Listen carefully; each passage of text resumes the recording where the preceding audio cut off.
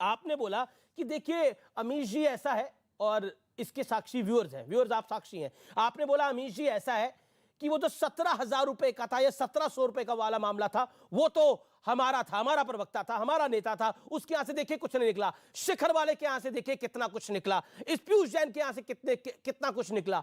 इसका मतलब वो जो आईटी रेड थी वो सियासी नहीं थी। आपने जो एक लॉजिक दिया था वो लॉजिक धराशायी होता है। दूसरा लॉजिक, अगर आप उस दिन कह रहे थे समाजवादी पार्टी के करीबियों पे आईटी रेड पड़ रही है, तो पीयूष जैन पर जब 257 करोड़ रुपए लिख रहे तो बोला नहीं नहीं इसे नहीं हम जानते जी, ये कौन है। तो दोनों बातें कैसे हो सकती हैं? एक बात सही होगी, एक बात गलत होगी, इस बात को तो आप भी एग्री करेंगे अनुराग। या तो ये आप बोलेंगे कि उसमें फलानी आधी बात तो सही थी, इसमें फलानी आधी बात सही है। ऐसा होता नहीं है। उस दिन आपने क्या बोला? आपने मेरे कार्यक्रम में आके बोला ये पॉलिटिकल रेड है, बीजेपी डरी हुई है, यही बोला। लगातार 3 दिन आपकी पार्टी ने भी यही बोला। आज आप क्या जवाब दूं? हाँ बोलिए। जवाब दूं? हाँ बोलिए। हाँ, तो मैंने आपको बोला कि जो समाजवादी पार्टी का कार्यकर्ता था राजीव राय, उस समाजवादी पार्टी का कार्यकर्ता है, पार्टी का स्पोक्समैन है, उसके यहाँ जबरदस्ती रेड डाली गई।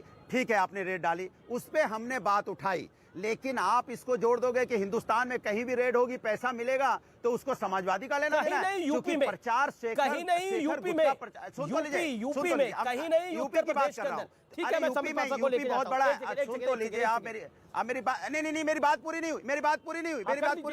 और शेखर गुप्ता, नहीं, मैं हाँ पूरी कर लूं। और शेखर गुटका वाला यहाँ पे जिसके यहाँ रेड पड़ी है वो बीजेपी का प्रचार कर रहा है, बाकायदा उसका प्रचार ट्विटर हैंडल पे लगा हुआ है, सबका साथ सबका विकास।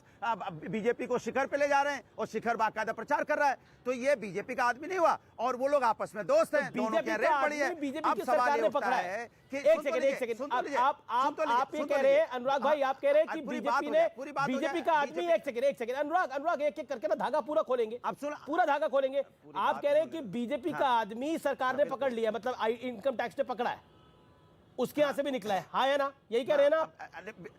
अच्छा, बिल्कुल बीजेपी का है, यानी फ्री एंड फेयर काम हो रहा है, यानी फ्री एंड फेयर काम हो रहा है आपका, मेरी बात सुन लीजिए, यानी फ्री एंड फेयर काम हो रहा है, बात कर लूं, यानी फ्री एंड फेयर काम हो रहा है। अच्छा, मैं बात कर आप लूं, खुद एक्सेप्ट कर रहे हैं कि बीजेपी के आदमी को क्या भी रेड पड़ रही है। फ्री एंड फेयर है, अब फ्री एंड फेयर है। अब सुन लीजिए, क्योंकि हो सकता है, ऐसा भी हो सकता है कि बीजेपी ने कुछ डिमांड किया हो, उसने ना दिया हो, तो चलो भैया ये बीजेपी की आपस की साठगांठ है, उनको सब मालूम है पैसा कहां है, इसीलिए वो रेड कर रहे हैं। किसी से कुछ डिमांड किया उसने दिया, संबित पात्रा जवाब आपने डिमांड किया उसने नहीं दिया तो आपने रेड करा दिया। ये एक नया तंत्र है, ये एक नया तंत्र हो सकता है इस देश में, होता हो पहले ही, अभी भी हो रहा है क्या? ओके, ये आपने बोला, ये आपने बोला ना, ओके, ये निकल गया मुंह से, ये अनुराग भाई निकल गया मुंह से, कुछ डिमांड किया हो और रेड पड़ गई हो, कुछ डिमांड किया और तो रेड पड़ गई हो। संबित पात्रा जवाब, देन एमएच खान, अब बोल गए, अब आप बोल गए, अंदर की बात बोल गए, अंदर की बात बोल गए अनुराग भाई, आ जा बातों बातों में, बहुत बड़ी बात बोल दी और बड़ी दूर तक जाएगी ये बात। देखिए अमीश भाई, आज मुझे लगता है आपको ज्यादा चांस अनुराग भदौरिया को देना चाहिए। ये अनुराग भदौरिया अपने आप को अभी 1 घंटे के अंदर पूरा एक्सपोज कर देंगे, कोई डिबेट की आवश्यकता नहीं है। अनुराग भदौरिया जी का एक बहुत अच्छा गुण है, वो निरंतर बोलते हैं, बिना सांस लेके बोलने की क्षमता इस धराधाम में मात्र एक प्राणी को है, और उनका नाम है अनुराग भदौरिया। वो श्वास नहीं लेते हैं, वो लगातार अनर्गल बोलते जाते हैं, और इसी में वो सारा एक्सेप्ट कर लेंगे। अभी आप देखते जाइए क्या होता है। अब चोर पकड़ा जाता है तो चोर को पुलिस पूछती है बताओ तुमने कैसे, तो वो एक झूठ बोलता है, फिर झूठ, फिर झूठ, फिर झूठ, अंततः इतने झूठ की गुत्थियां हो जाती हैं कि वो इतनी उलझ जाती है कि वो सत्य अपने आप प्रतिपादित हो जाता है। अनुराग भदौरिया के साथ यही होने वाला है।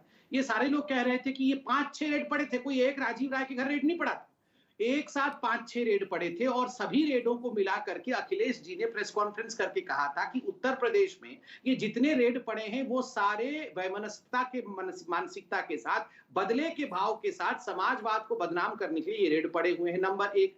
नंबर 2, उन्होंने यह भी कहा था, और राहुल गांधी ने भी कहा था, कि भारतीय जनता पार्टी तो पूंजीपतियों के साथ है, वो तो ये खाली प्रवक्ता के घर में और छोटे छोटे जो कारोबारी हैं उनके घर में रेड डालती है, पूंजीपतियों को तो वो छोड़ देती है। अखिलेश जी ने भी कहा था पूंजीपतियों के ऊपर तो किसी प्रकार का हमला नहीं होता है। अब ये कह रहे हैं कि ये तो बीजेपी का पूंजीपति था, मतलब चित भी मेरी पट भी मेरा, ऐसे कैसे होगा, ऐसे कैसे होगा?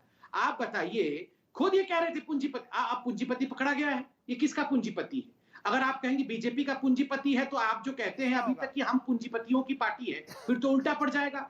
देखिए अमीश भाई, एक बात समझ लीजिए, ये जनता आप जनार्दन तो है। पूंजीपतियों आप की इनको पार्टी हो, कहिए इसमें झूठ क्या है? इत्र, मेरे इत्र वाले भाई, आप थोड़े दिन पहले इत्र बेच रहे थे, अभी ये तो सही है। देखो, अभी उन्हीं के आपको इत्र भी को बेच की रहे थे जरूरत है। आप मीडिया चैनल में। समाजवादी नहीं इत्र आप कोई पे इत्र की छिड़का जरूरत नहीं जाएगा है। और जो नहीं इस नहीं तरह नहीं का आप बदबू प्रोपेगेंडा छिपाने के लिए झूठा आप ही फैलाते इत्र हो, लगाओ, कम से मेरे कम को अभी प्रोपेगेंडा शांति से झूठा बोलने दो। फैलाने से रोका जाएगा, अमीश क्योंकि भाई, आप मैं हार का डर 10 इस कदर सेकंड बोलने सता की रहे हैं। कोशिश करता हूँ, भाई ये बिना 250 सांस करोड़ लेके रुपए बोलना काला शुरू धन कर मिलेगा देते हैं। और समाजवादी का नाम ये लोगे, देखिए। प्रोपेगेंडा झूठा फैलाओगे, क्योंकि सरकार आपकी नहीं, दोनों कोई जगह कुछ फैलाने की जरूरत नहीं है, सरकार अमीश फेल हो भाई। गई। नोटबंदी में आप सरकार आज फेल है, विश्व में आप किसी से कहिए भी सरकार पूछो, फेल होगी क्या नोटबंदी में, भारतीय आप जनता बोलिए पार्टी नोटबंदी गलत भ्रष्टाचारी डिसीजन है था, या काला धन समाजवादी अभी भी पार्टी मौजूद है, भ्रष्टाचारी न है? जाने कितना काला किसी धन को अभी भी कुछ मौजूद पूछने है। की आवश्यकता प्रशासन नहीं है। यहाँ पे ठीक है, बाजार ठीक है, में अनुराग, देखिए बीएसपी को भी अब आने दीजिए चर्चा के अंदर। काला धन अभी भी मार्केट में ठीक है अनुराग, ओके। एमएच खान, ये जो इत्र लोक का मायाजाल है, इस पर आपका क्या वक्तव्य है?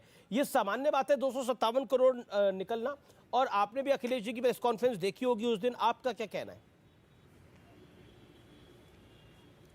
नहीं, मुझे तो लग रहा है कि आपको बीजेपी या समाजवादी पार्टी का ही मुकाबला कराना है। हमको तो बिला वजह बुला लिया आपने। कितना टाइम हो गया, आप बोलने नहीं दे रहे हैं, बुलाना ही नहीं है। बोलिए। क्या मतलब इसका होता है?